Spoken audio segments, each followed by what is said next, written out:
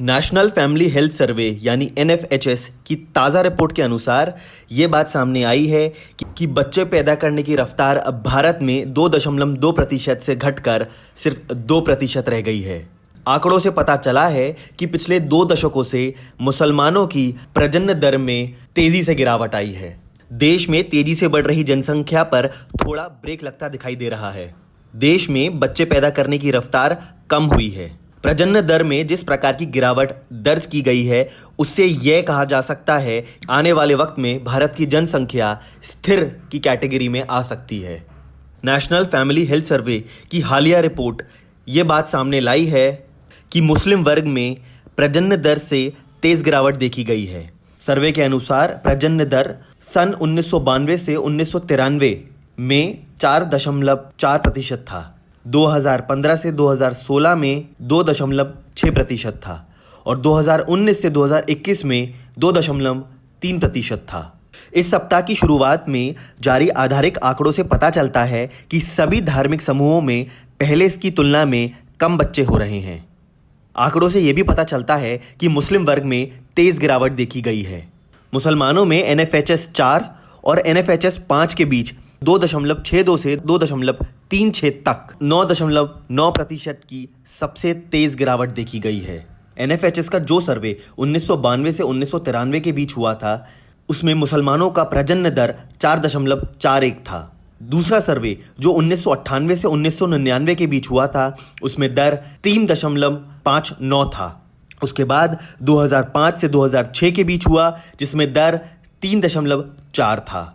फिर 2015 से 2016 में दर 2.62 और 2019 से 21 में ये दर घटकर 2.36 हो गया था। तेज गिरावट दर की गई है, मगर आपको ये बता दें कि अभी भी ये दर दूसरे वर्गों के मुकाबले में काफ़ी अधिक है। वहीं दूसरी ओर हिंदू धर्म में नेशनल फैमिली हेल्थ सर्वे में 1992 से 1993 में प्रजनन दर 3.3 देखा गया था। दूसरे सर्वे में 98 से 99 में 2.78। तीसरा सर्वे जो 2005 से 2006 के बीच हुआ, उसमें दर 2.59 था और चौथे में 2.13 था। और साल 2019 से 21 के बीच पांचवा सर्वे हुआ, उसमें गिरावट 1.94 हो गया था। सिख, जैन, ईसाई सभी धर्मों में ये गिरावट देखी जा सकती है। 1992 से 1993 में सर्वे की शुरुआत के बाद भारत में TFR यानी टोटल फर्टिलिटी रेट, कुल प्रजनन दर 3.4 से 40% से अधिक गिरकर 2.0 हो गया है। साथ ही उस लेवल पर पहुंच गया है कि जनसंख्या आंकड़े को स्थिर रखें।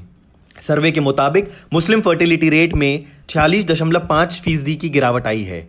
हिंदुओं में ये गिरावट 41.2%, ईसाइयों और सिखों में लगभग 1/3 की गिरावट आई है। देश में संतान उत्पत्ति के दर 2.20 से घटकर 2 हो गया है। ये जनसंख्या नियंत्रण उपायों की प्रगति को दर्शाता है। देश में केवल 5 राज्य हैं जो 2.10 के प्रजनन दर की क्षमता से आगे बढ़ रहे हैं। इनमें बिहार 2.98, मेघालय 2.91, उत्तर प्रदेश 2.35, झारखंड 2.26 और मणिपुर 2.17 शामिल है। सर्वे में यह भी बताया गया है कि गर्भ निरोधक प्रसार दर देश में 54% से बढ़कर 67% हो गया है। गर्भ निरोधकों से आधुनिक तरीकों का इस्तेमाल भी लगभग सभी राज्यों में पहले से बढ़ा है। वहीं सर्वे में 35% पुरुषों का अब भी मानना है कि गर्भ निरोधक अपनाना महिलाओं का काम है। वहीं 19.6% पुरुषों का मानना है कि गर्भ निरोधक का उपाय करने वाली महिलाएं स्वच्छंद हो सकती हैं। सर्वे में देश के 28 राज्यों और 8 केंद्र शासित प्रदेशों के 707 जिले में करीब 6.37 लाख सैंपल लिए गए थे। चंडीगढ़ में सबसे अधिक 59% पुरुषों का मानना है कि गर्भ निरोधक अपनाना महिलाओं का काम है और पुरुषों को इस बारे में चिंता करने की जरूरत नहीं है। केरल के सर्वेक्षण में शामिल 44.1% पुरुषों के अनुसार गर्भ निरोधक का उपाय करने वाली महिलाएं स्वच्छंद हो सकती हैं। Bureau report, the nation express.